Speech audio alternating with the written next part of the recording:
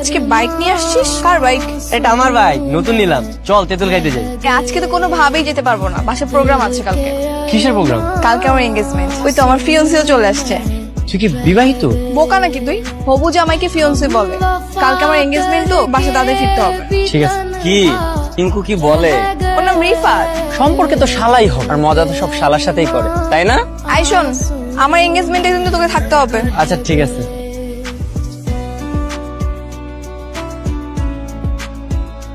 বিয়ের ডেট কিন্তু আগামী শুক্রবারে।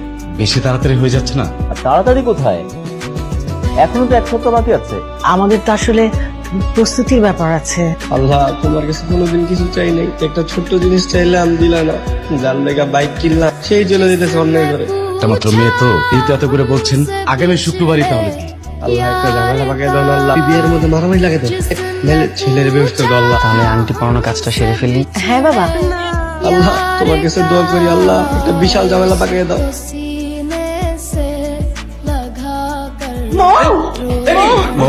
ডাক্তারের কাছে চলো। মেয়ের যে ব্রেন ক্যান্সার সেটা আপনারা জানতেন না? হ্যাঁ জানতাম। মানে জেনে শুনে কেন আপনারা আপনার মেয়েকে দিয়ে দিচ্ছেন? ডাক্তার সাহেব, ও তো জানতো না ওর ক্যান্সার, ওকে আমরা জানাইনি। তাছাড়া প্রত্যেকটা বাবা মাই তো চায় তার সন্তানের স্বপ্ন পূরণ হোক। আমার মেয়েটার খুব শখ ছিল ও বউ সাজবে, ও বিয়ে করবে, তাই ভাবছিলাম তো বাবা হিসেবে আমার দায়িত্ব মেয়েটার শেষ ইচ্ছাটা পূরণ হোক। চৌধুরী সাহেব, আপনার মেয়ের বড় জোর আর 1 মাস বাদ। আপনার মেয়ে যে কয়দিন বাঁচে ট্রাই করবেন ওকে একটু হাসি খুশি রাখা। কি হয়েছে বাবা, এবার মন খারাপ করে দাঁড়িয়েছো কেন? এমনি বিয়েটা ভেঙে গেছে তাই তো?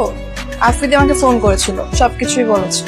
আচ্ছা বলো, আমার এই 22 বছরের জীবনে আমি কি পাইনি? ভালো পড়াশোনা, স্কুল কলেজ, এরকম আলিশান একটা বাড়ি, আমার কিসের অভাব? আমার তো কোনো কিছুর অভাব নেই আব্বু। তোমরা ভুলেও কান্নাকাটি করবা না। তোমরা যদি কান্নাকাটি করো তাহলে কিন্তু আমার কষ্ট লাগবে।